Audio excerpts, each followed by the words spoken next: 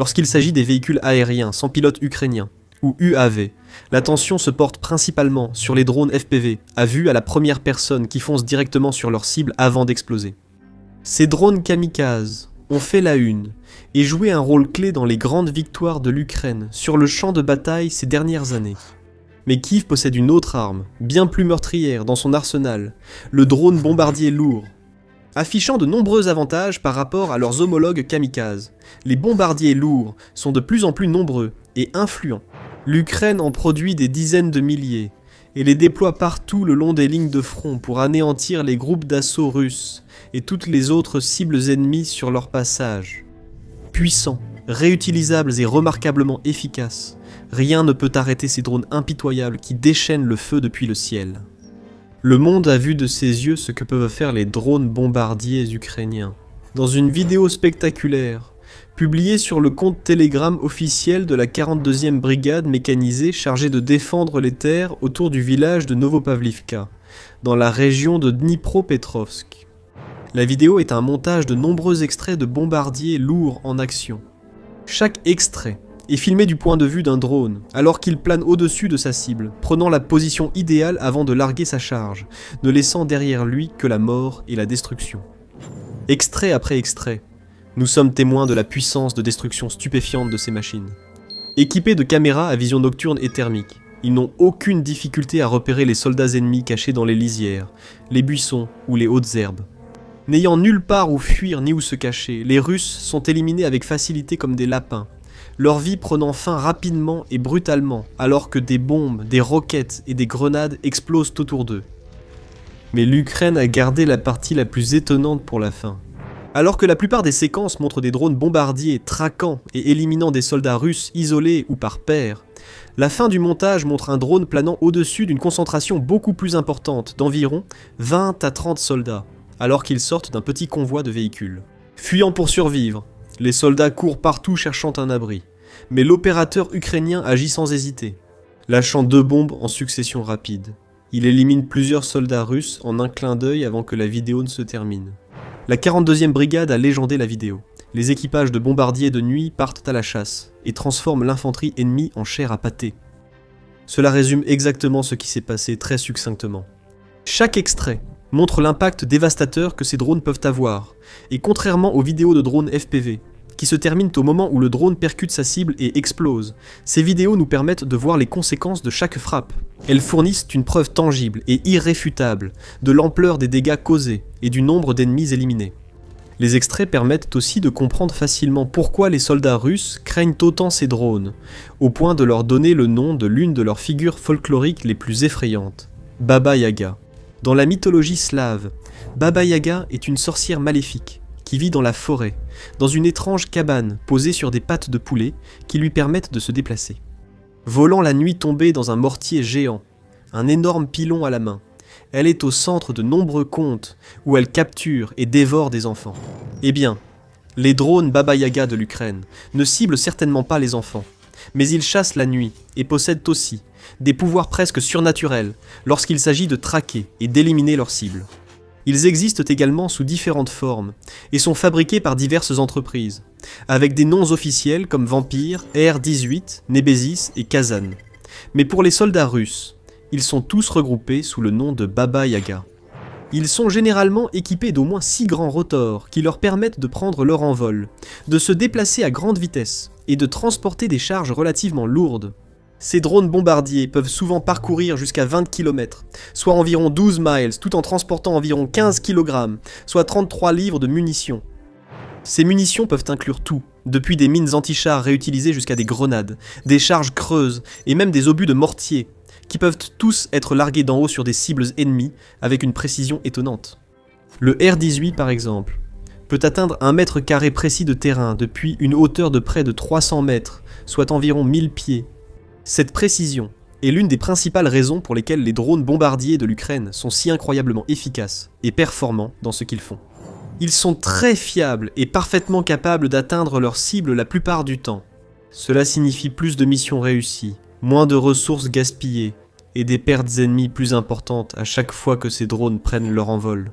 Et quand on regarde le coût de fabrication et d'entretien de ces drones, ils deviennent encore plus impressionnants. Skyfall, l'un des plus grands noms du secteur des drones bombardiers ukrainiens, fabrique chaque année un grand nombre de ces drones, avec un coût unitaire d'environ 8500 $. C'est nettement plus qu'un drone FPV. En fait, un drone bombardier Skyfall peut coûter environ 16 fois plus cher qu'un modèle kamikaze. Mais si l'on considère la valeur à long terme, le bombardier est en réalité le plus rentable des deux. Voici pourquoi. Un drone FPV est un appareil jetable, à usage unique. Il décolle du sol avec l'intention claire de ne jamais revenir. Il vole vers sa cible et, si tout se passe bien, il entre en collision avec elle, provoquant ainsi une seule explosion. Un drone bombardier, en revanche, est conçu non seulement pour décoller et neutraliser ses cibles, mais aussi potentiellement pour revenir à la base, atterrir, se recharger, se réarmer et recommencer. De plus, un seul de ces drones peut transporter jusqu'à 4 munitions à la fois. Ainsi, alors qu'un drone FPV inflige à son ennemi les dégâts d'une seule grenade, un drone bombardier peut provoquer 4 explosions par sortie, avec la possibilité d'effectuer plusieurs missions avant d'être finalement abattu par l'ennemi. Bien sûr, tous les drones bombardiers ne survivent pas aussi longtemps. Certains sont repérés et éliminés par les Russes avant d'infliger des dégâts importants, voire aucun. Mais beaucoup parviennent au moins à larguer toutes leurs charges utiles avant d'être détruits. Grâce à cela, ces drones sont bien plus rentables que les FPV. En effet, Aerosvidka, un autre grand fabricant ukrainien de drones bombardiers, souligne que son R-18 Octacopter offre l'un des meilleurs rapports coût-efficacité de tout l'arsenal ukrainien. Nous avons calculé qu'un dollar investi dans la production d'un drone R-18 inflige 1000 $ de dégâts à l'ennemi. Si un drone touche un équipement comme un char, il est rentabilisé en un seul vol. L'équipement détruit vaut des millions, alors que celui que nous utilisons coûte des dizaines ou centaines de milliers. Et ce n'est pas tout. Un autre grand avantage de ce type de drone, c'est leur capacité à rester ou à rôder au-dessus de leurs ennemis, même après une attaque. C'est inestimable quand il s'agit de recueillir des renseignements pour orienter les décisions futures. Quand on travaille avec des drones FPV, l'équipage ne voit que ce que le drone voit jusqu'au moment de l'impact. Dès que le drone percute sa cible, la transmission vidéo s'interrompt. Et même avec un haut niveau de confiance, les opérateurs ne peuvent pas toujours être complètement sûrs que leurs attaques ont réussi. Parfois, ils doivent envoyer des drones de surveillance secondaire, simplement pour examiner la scène et voir l'étendue réelle des dégâts, ce qui demande plus de temps, d'efforts et de ressources. En revanche, les drones bombardiers peuvent larguer leurs bombes et rester en position, continuant à fournir une transmission vidéo directe à leurs pilotes, montrant les munitions tombées vers le sol et leur permettant de surveiller l'impact et d'évaluer l'étendue des dégâts causés. En effectuant leur propre évaluation des dégâts de combat, les drones bombardiers facilitent grandement la planification des prochaines étapes par les équipes, leur permettant de décider, par exemple, s'il était nécessaire ou non d'envoyer des drones supplémentaires. Cela permet une utilisation plus efficace des ressources, menant à plus de succès et moins d'échecs sur le champ de bataille. Le dernier grand avantage des drones Baba Yaga qui mérite d'être souligné est leur capacité extraordinaire à chasser la nuit. Les drones FPV abordables et simples n'ont pas toujours de caméra haut de gamme et sont donc souvent utilisés de jour, les pilotes se fiant à un flux visuel classique pour les contrôler et repérer leurs cibles. Les drones bombardiers demandent plus de temps et d'argent, et sont conçus pour durer bien plus longtemps que les FPV. Ils disposent souvent de caméras thermiques et optiques, leur permettant de voir dans l'obscurité et de détecter les cibles ennemies, même lorsqu'ils portent un camouflage ou qu'ils se dissimulent parmi le feuillage. La vidéo partagée par la 42e brigade mécanisée montre à quel point cela est important, car les drones repèrent régulièrement des soldats russes collés allongés au sol, pensant être cachés et en sécurité, totalement inconscients que leurs dernières secondes de vie s'écoulent rapidement. Pour aggraver la situation pour la Russie et l'améliorer pour l'Ukraine, ces drones deviennent encore plus meurtriers. Maintenant, avant d'aller plus loin, vous regardez The Military Show, et si vous n'êtes pas encore abonné, c'est le moment de le faire. L'Ukraine a rapidement développé sa flotte de drones bombardiers lourds, presque immédiatement après que la Russie a lancé son invasion à grande échelle en février 2022. Les entreprises de défense ukrainiennes ont commencé à étudier comment elles pouvaient adapter des plateformes de drones agricoles et lourds à des fins de combat. Bientôt, les premiers bombardiers sont sortis du développement. Skyfall a produit par exemple le Vampire, un bombardier lourd à 6 rotors qui est officiellement entré en service en 2023. D'autres entreprises et drones bombardiers ont rapidement suivi, offrant aux forces armées ukrainiennes un arsenal de véhicules aériens, sans pilote, de plus en plus destructeurs et variés parmi lesquels choisir. Ces drones ont rapidement été mis à contribution, effectuant leurs premières missions dans des endroits comme Donetsk et Kharkiv. Profitant de la nuit, ils ont utilisé leurs caméras nocturnes et thermiques pour repérer puis éliminer les soldats ennemis avec une efficacité impitoyable. Froids, calculateurs, ces prédateurs inégalés se sont rapidement forgé une réputation redoutable parmi les Russes, qui n'avaient plus seulement à s'inquiéter des drones FPV ennemis fonçant droit sur leurs bunkers et véhicules, mais devaient aussi affronter une nouvelle menace terrifiante, des bêtes bourdonnantes larguant des bombes sur leur tête. Avec les années et l'amélioration technologique, l'Ukraine a également commencé à utiliser ces drones bombardiers pendant la journée. Certaines forces russes signalant des essaims de jusqu'à 30 drones Baba Yaga patrouillant dans le ciel, scrutant les environs à la recherche du moindre signe de vie ennemi, chacun transportant assez de puissance de feu pour éliminer une équipe d'assaut entière en quelques secondes. Désormais, jour et nuit, tout au long des nombreux kilomètres de territoire disputés sur la ligne de front, ces drones planent et chassent, attendant simplement d'apercevoir le moindre mouvement ennemi. Leur présence ne fait pas seulement peur aux troupes russes, elle rend aussi leur faible tentative d'assaut sur les positions ukrainiennes encore moins susceptibles de réussir. En effet, la stratégie de broyeur de viande de la Russie, qui consiste simplement à lancer des milliers de soldats contre la ligne défensive ukrainienne dans l'espoir que certains finiront par percer, devient plus gaspilleuse que jamais, et les drones bombardiers y sont pour beaucoup.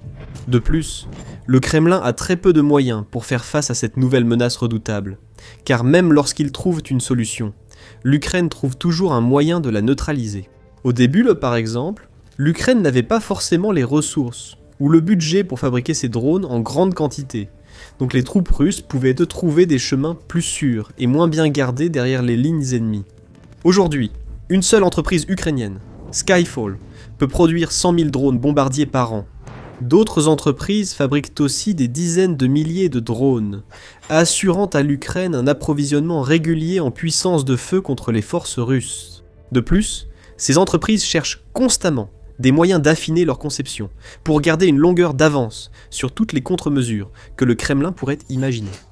Quand les Russes ont commencé à utiliser la guerre électronique pour brouiller les drones bombardiers guidés par GPS, Skyfall a intégré des systèmes de navigation inertielle et de correspondance de terrain impossibles à brouiller, rendant ainsi leurs drones totalement immunisés aux attaques de guerre électronique. De même, lorsque les forces russes ont commencé à utiliser leurs propres drones FPV Compact RR pour abattre les bombardiers, Skyfall a équipé ses unités d'un nouveau dispositif défensif lumineux. Grâce à cela, si un drone intercepteur ennemi s'approche trop près, le flash se déclenche. Cela aveugle la caméra du drone ennemi, obligeant son opérateur à piloter à l'aveugle et augmentant ainsi considérablement les chances qu'il rate sa cible et fasse s'écraser son propre drone au sol. Cela peut même fonctionner la nuit, car certains des bombardiers ukrainiens ont été équipés de projecteurs infrarouges spéciaux qui peuvent neutraliser toutes les caméras infrarouges que les Russes pourraient utiliser pour les détecter et les intercepter lors des opérations nocturnes. Et les améliorations continuent. Certaines variantes de bombardiers sont désormais équipées de la technologie de communication Starlink, afin d'augmenter leur portée au-delà de ce qui était possible auparavant. Cela se fait au prix d'une charge utile légèrement réduite, mais cela signifie que l'Ukraine pourra bientôt commencer à frapper des cibles plus profondément en territoire russe, ouvrant ainsi de nouvelles opportunités pour des attaques dévastatrices. L'importance de tout cela ne doit pas être sous-estimée. À mesure que la guerre avançait, les drones prenèrent de l'importance des deux côtés. L'armée russe a beaucoup investi dans les drones munitions rôdeuses autonomes à longue portée, achetant des Shahed à l'Iran et installant de nouvelles usines de production de drones sur son territoire pour produire des milliers d'unités chaque mois. Elle utilise souvent ces drones pour lancer de grandes attaques en Ukraine, ciblant des villages, des villes et des infrastructures civiles comme hôpitaux, centrales électriques et centres de transport. Dans les territoires de première ligne disputée, la Russie et l'Ukraine échangent également régulièrement des attaques FPV, les deux camps étant presque à égalité dans cet aspect particulier de la guerre. En fait, dans certaines zones, les FPV russes sont même plus nombreux et plus destructeurs que ceux de l'Ukraine. Heureusement, en ce qui concerne les drones bombardiers, l'Ukraine a un avantage énorme sur son ennemi. En fait, elle a des années-lumière d'avance. La Russie a consacré presque tout son temps et ses ressources aux drones kamikazes, mais l'Ukraine a osé se diversifier, et elle en récolte les fruits. Elle possède désormais certains des drones les plus puissants, les plus meurtriers, et les plus difficiles à détruire au monde, et ils sont utilisés avec une grande efficacité, avec des dizaines de rapports faisant état de frappes réussies, non seulement contre les troupes ennemies, mais aussi contre des cibles de grande valeur. Fin février 2026 par exemple, des pilotes du service de la police militaire ukrainienne ont signalé une frappe réussie contre un système de missiles anti-aériens russes, S-300, ainsi que contre une unité de guerre électronique Black Eye. Un équipage de drones bombardiers à voilure fixe a localisé et frappé le S-300, qui était l'un des systèmes de défense aérienne les plus coûteux actuellement utilisés par les forces russes. Avec un seul missile S-300, valant environ 2 millions de dollars et l'ensemble du complexe estimé à environ 100 millions de dollars. Ces derniers mois, on a également vu des rapports et des vidéos montrant les bombardiers ukrainiens, frappant aussi bien les lignes de bunkers russes à Kharkiv que les camions d'infanterie près de Konstantinovka. Des vidéos prouvent qu'ils détruisent un char caché par les Russes, font exploser des bâtiments renforcés et endommagent du matériel militaire coûteux à Koursk. Et lorsqu'ils ne s'attaquent pas à ces cibles plus importantes, les bombardiers blessent, tuent ou forcent même les soldats russes à agiter le drapeau blanc de la reddition dans une tentative désespérée de rester en vie. Alors que les commandants du Kremlin misent davantage sur l'infanterie pour progresser à des points clés du front, les bombardiers sont sans doute l'atout défensif majeur de l'Ukraine. Sans beaucoup, voire aucune, protection blindée pour les protéger. Ces soldats russes sont totalement exposés et complètement à la merci des opérateurs de drones ukrainiens, qui peuvent simplement positionner leurs appareils au-dessus d'eux et lâcher une puissante charge de destruction. Cela entraîne de nombreuses pertes que le Kremlin doit gérer. Et bien que la Russie ait, par le passé, pu compenser ces pertes en recrutant de nouvelles troupes, tout cela commence à changer. Les dernières données montrent que la Russie perd enfin plus de soldats qu'elle ne peut en recruter. Le propre commandant en chef de l'Ukraine, le général Oleksandr Syrsky, a rapporté que le Kremlin a perdu environ 12 000 soldats de plus qu'il n'a réussi à en recruter en 2025, et que ces pertes ne vont qu'empirer à partir de maintenant. Les forces de Kiev infligent régulièrement un minimum de 1000 pertes par jour en défendant leur territoire. Cela représente en moyenne environ 30 000 par mois, et l'Ukraine souhaite porter ce chiffre encore plus haut, en se fixant un objectif d'environ 50 000 pertes russes par mois. Si elle parvient même à s'en approcher, cela placera la Russie dans une position périlleuse. Avec de moins en moins de Russes valides prêts à s'engager dans l'opération militaire spéciale suicidaire de Vladimir Poutine, le Kremlin va voir son armée diminuer et s'affaiblir de semaine en semaine. Moins de troupes sur le front, des escouades réduites, des assauts moins intenses et un travail facilité pour les équipages de drones bombardiers ukrainiens, qui éliminent aisément les soldats russes en difficulté. À long terme, ces drones n'aideront pas seulement l'Ukraine à défendre son territoire, mais aussi à reprendre ce qu'elle a perdu. Nous voyons déjà les signes de cela en Crimée, où les forces ukrainiennes font leur premier grand pas vers une libération complète de la région, qui est sous contrôle russe depuis plus de 10 ans. Regardez cette vidéo pour une analyse de l'utilisation par l'Ukraine de missiles longue portée et autres explosifs de son arsenal aérien pour affaiblir la Russie de l'intérieur. Pour plus de reportages, analyses et décryptages militaires, abonnez-vous dès aujourd'hui à The Military Show.